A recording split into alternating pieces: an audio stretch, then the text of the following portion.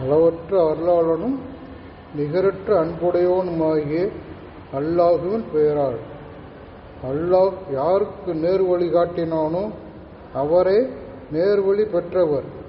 அவன் யாரை வழிகேட்டில் விட்டு விடுகிறானோ அவருக்கு அவனையன்றி வேறு பாதுகாவலர்களை நீர் காணமாட்டீர்.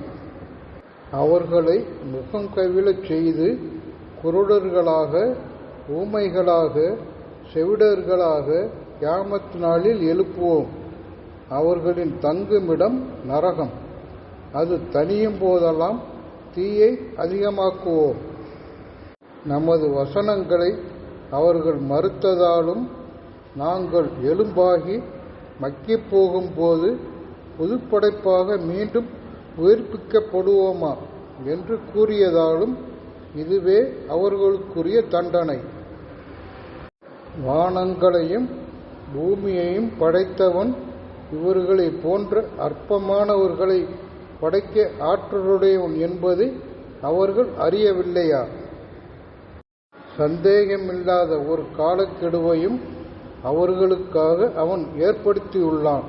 அநீதி இழைத்தோர் இறை மறுப்பை தவிர வேறு எதையும் ஏற்பதில்லை.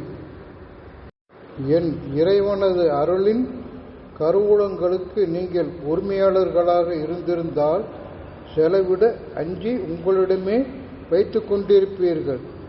மனிதன் கஞ்சனாகவே இருக்கிறான் என்று கூறுவீராக.